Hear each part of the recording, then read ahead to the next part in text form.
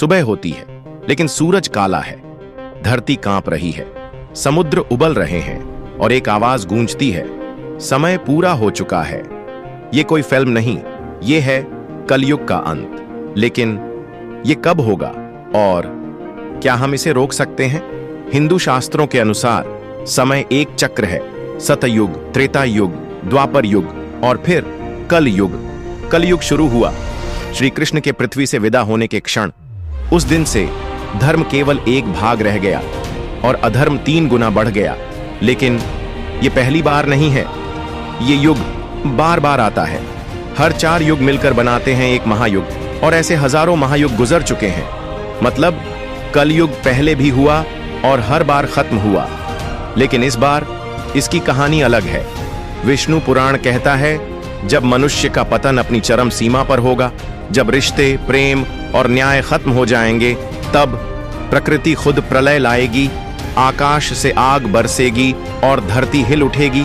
पर क्या तब भी कोई हमें बचा पाएगा? कहां जाता है?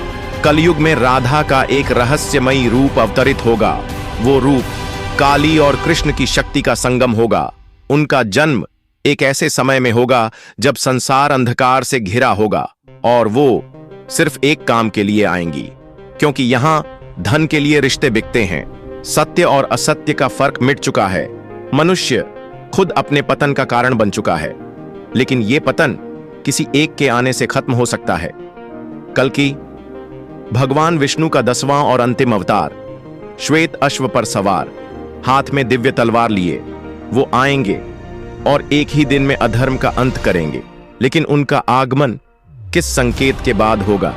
महाभारत के बाद छल और कपट राजनीति में फैल गया। मनुष्य ने धर्म को पीछे छोड़ लालच और हिंसा को गले लगा लिया और तभी कलयुग ने अपनी पकड़ मजबूत कर ली। लेकिन समय अब तेजी से आगे बढ़ रहा है। कलयुग की कुल अवधि 4,32,000 वर्ष। शुरुआत से अब तक सिर्फ 5,127 साल गुजरे हैं। मतलब हम अभी बस शुरुआत में हैं, पर जो आने वाला है वो सबसे खतरनाक होगा।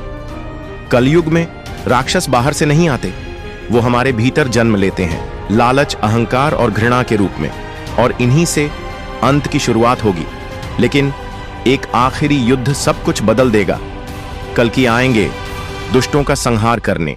धरती, आकाश और समुद्र उनके प्रहार से कांपेंगे और एक ही दिन में युग समाप्त होगा।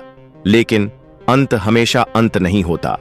कल युग के बाद सतयुग का आरंभ होगा। धरती फिर से हरी होगी, नदियां स्वच्छ होंगी और मनुष्य फिर से धर्म के मार्ग पर लौटेगा।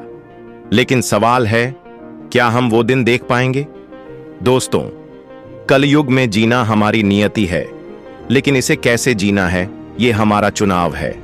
अगर आप भी सत्य और ज्ञान की रोशनी फैलाना चाहते हैं तो इस चैनल को अभी सब्सक्राइब करें, क्योंकि आने वाली कहानी वो होगी जो आपकी जिंदगी बदल देगी।